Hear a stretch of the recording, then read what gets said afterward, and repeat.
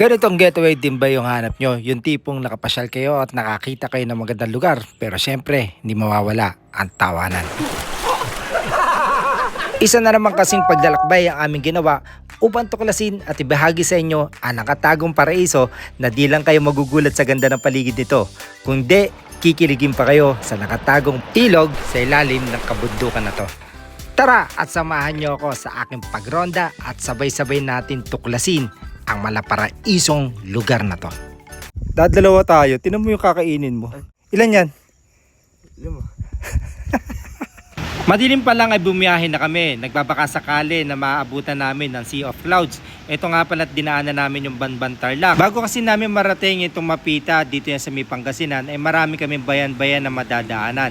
Naglooban nga pala kami. Gamit namin dito yung mga scooters namin. Bali dito, dumanding kami dito sa may Santa Ignacia, Camiling at San Vicente. Bali lumagpas nga pala kami at bumalik. At dito dapat kami papasok sa may kanto na may daang katutubo. Maganda at sementado ang kanilang daan. Meron lang din ibang part na medyo may konting lubak kaya ingat lang. Tarik at marami rin liko-liko. Maraming bengkingan dito kaya mag-iingat kayo. Dito na yata eh. Wag, ayan o, Mapita Beauty ko.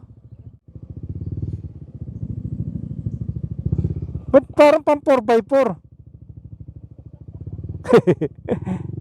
Dito. Ayan. Ganda dito. Sabi nga pala dito. Ay, sulit. Oh, ba?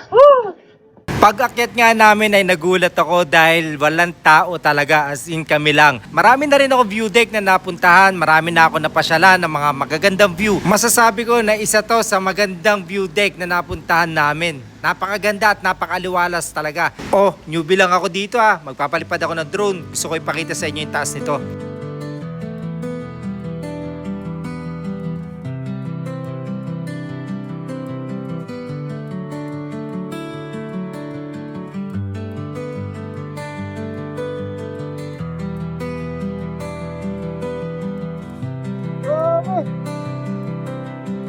Ayan naman, tignan nyo naman.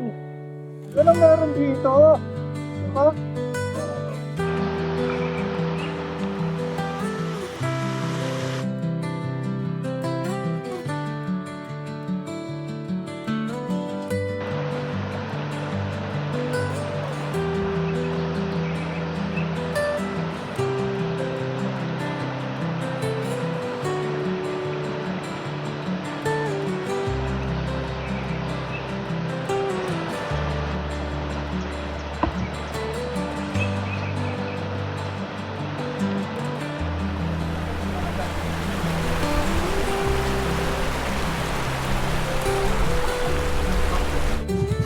Let's go! Ganda!